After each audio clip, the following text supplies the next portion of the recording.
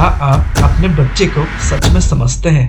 अगर हाँ, तो फिर सोचिए क्यों हर बार जब वो रोता है, जिद करता है या आपकी बात नहीं मानता है, आप फ्रस्ट्रेट क्यों हो जाते हैं? क्या ये इसलिए होता है क्योंकि हम उसके बिहेवियर के पीछे छुपे साइंस को नहीं समझते और बिना समझे पेरेंटिंग सिर्फ एक रिएक्शन बन जाती है, कनेक्शन नहीं। लेकिन आज का ये वीडियो पेरेंटिंग को एक नई दिशा, एक नया आयाम दे सकता है। आज हम बात करेंगे एक ऐसी बुक की जो दुनिया भर के पेरेंटिंग एक्सपर्ट्स रिकमेंड करते हैं, the whole brain child by doctor Daniel J Siegel and doctor Tina Payne ब्राइसन।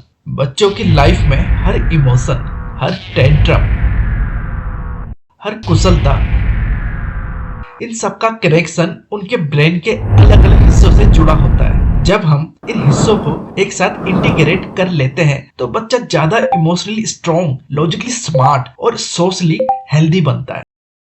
इस किताब में ऐसी 12 स्ट्रेटेजीज बताई गई हैं जो हर माँ बाप या इंसान अपने अनुभव, संस्कार, अपनी परवरिश में कहीं ना कहीं महसूस करता है। लेकिन जब इन्हीं रोजमर्रा की पेरेंटिंग तरीकों को लेटेस्ट न्यूरो साइंस के नजरिए से देखा जाता है तो वो पुराने तरीके एकदम नए, गहरे, ज्यादा प्रभावित बन जाते हैं।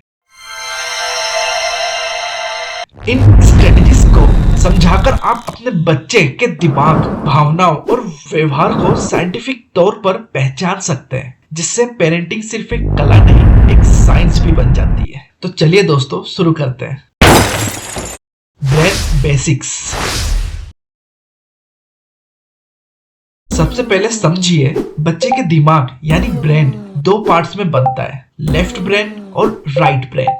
लेफ्ट ब्रेन जिसमें logic, factual, language, rules, structure होते हैं, जबकि राइट ब्रेन में emotional, creative, immediate feelings, facial expressions, connection होते हैं। बच्चे का राइट ब्रेन ज्यादा डोमिनेट या एक्टिव होता है। यही वजह है कि बच्चों में इमोशन पहले आता है, लॉजिक बाद में।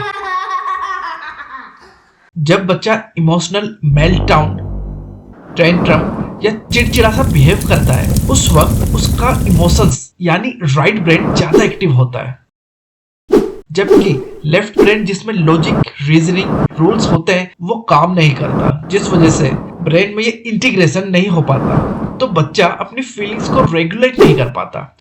गुस्सा, डर, परेशानी सब उस पर हावी हो जाते हैं, लेकिन लॉजिक और रेगुलेशन का उससे दूर दूर तक कोई नाता नहीं होता। सिंपल तरीके से कहें तो जब बच्चा टेंट्रम करता है या छोटी बात पर रो देता है तो उस वक्त इमोशनल ब्रेन ओवर एक्टिव होता है और लॉजिकल ब्रेन ऑलमोस्ट ऑफ हो जाता है। इस सिचुएशन को हैंडल करने के लिए काम आती है बुक की पहली की स्ट्रेटेजी, कनेक्ट एंड रीडायरेक्ट। इस स्ट्रेटेजी को अप्लाई करने के कुछ स्टेप है, जिसमें पहला है to connect right brain to right brain. पहला काम है बच्चों की फीलिंग को कनेक्ट करना। अपनी राइट ब्रेन जिसमें एम्पैथी, अंडरस्टैंडिंग, सिंपैथी होती है, उसके राइट ब्रेन से बातें करना। अगर बच्चा रोने लगे या चिड़चिड़ा हो जाए तो लॉजिकल बातें सीधे सीधे मत कहिए, बल्कि उसकी फीलिंग को एक्नॉलेज करें। ऐसे में क्या बातें हैं जो बच्चे से बोल सकते हैं? आप ऐसा कह सकते हैं, मुझे लग रहा है कि तुम्हें बहुत गुस्सा आ रहा है, या मैं समझ सकता हूँ तुम थोड़ा अपसेट हो। बच्चे के इमोशन से कनेक्ट करने की सोचें। और क्या बातें हैं जो उन्हें नहीं करनी चाहिए, जैसे अभी रुक जाओ, तुम हर बार ऐसा ही करते हो। ये लेफ्ट ब्रेन के कमांड है जो फ्लूट में यूजलेस होते हैं। बच्चों को इस तरह के कमांड्स या बातें कभी प्रोसेस ही नहीं होती हैं, क्योंकि ये सब लेफ्ट ब्रेन की बातें हैं जो उनमें इनएक्टिव होता है। वैलिडेशन, बच्चों की फीलिंग को वैलिडेट करें। उससे ऐसा लगना चाहिए कि उनकी बात समझ ली गई है, उनकी फीलिंग्स सही है, जिससे बच्चे का कनेक्शन आपके साथ जुड़ने लगेगा। सीधे शब्दों में कहें तो बच्चे को डायरेक्ट नो नहीं कहें। चलिए अगले स्टेप में इसको और अच्छे से समझते हैं। तो अगला स्टेप आता है लिसन एंड रिफ्लेक्ट। जरा सुनकर वापस उनकी ही बात पर चर्चा करें। फॉर एग्जाम्पल, अगर बच्चा साथ खेलने की जिद कर रहा है तो बोलो कि क्या तुम्हें लग रहा है कि मैं सिर्फ काम में बिजी रहता हूँ, तुम्हारे लिए मेरे पे टाइम नहीं रहता, तुम चाहते हो कि मैं तुम्हारे साथ खेलूं?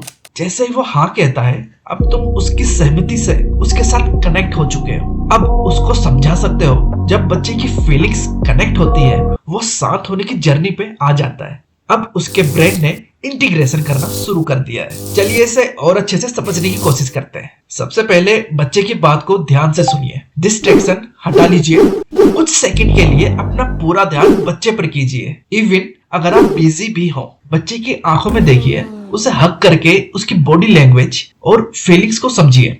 अगर इस सिचुएशन में सिर्फ 30 सेकंड के लिए हम इमोशन पे ध्यान दें तो सब बदल सकता है। अब बच्चा क्या कह रहा है? बच्चा कह रहा है मम्मा खेलो ना, या पापा अभी खेलो। ये उसकी एक जरूरत या इमोशनल डिमांड है, बस इसको इग्नोर मत करें।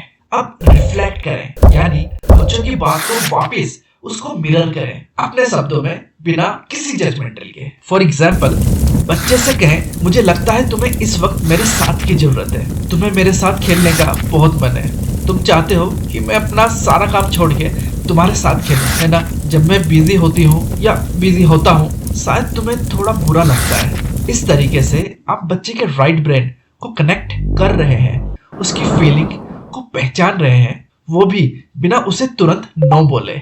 अब सही वक्त है एम्पैथी दिखाने का। अब कहें मुझे मालूम है तुम्हें अभी अकेला फील हो रहा है और तुमको मैं चाहिए, मैं भी होती या मैं भी होता तुम्हारी जगह तो मैं भी कुछ ऐसा ही सोचता या मैं भी कुछ ऐसा ही फील करता। जब बच्चा सुन लेता है कि आपने उसकी फीलिंग समझ ली है तो उसका इमोशनल इंटेंसिटी, टेंट्रम या रोष धीरे धीरे कम होता है। अब जेंटली उसके लेफ्ट ब्रेन से रिडायरेक्ट हो जाए। फॉर एग्जाम्पल, आप कहें अभी 10 मिनट काम कर रहा हूँ पर मुझे पता है तुम खेलना चाहते हो, क्या तुम तब तक अपना फेवरेट ड्राइंग या बच्चे का कुछ भी पसंदीदा काम है जो उसको कह सकते हो करने के लिए। फिर उसके बाद उससे कहें कि फिर मिलकर हम दोनों साथ में खेलेंगे। अगर अब इसमें देखें कि बच्चे ने क्या क्या महसूस करा। पहली बात जो बच्चे को लगी कि उसकी बात सुनी गई, दूसरा उसका इमोशन वैलिड था, और तीसरा उसे एक क्लियर लविंग डायरेक्शन और एक प्रॉमिस भी मिल गया है। अगर ऑथर की इस ट्रिक को समराइज करके देखें तो सबसे पहले आता है बच्चों की बात सुने यानी लिसन, फिर उसकी बात को दोहरा कर कनेक्ट करें यानी रिफ्लेक्ट, फिर ऑप्शन या जेंटली प्रपोज करो यानी रीडायरेक्ट।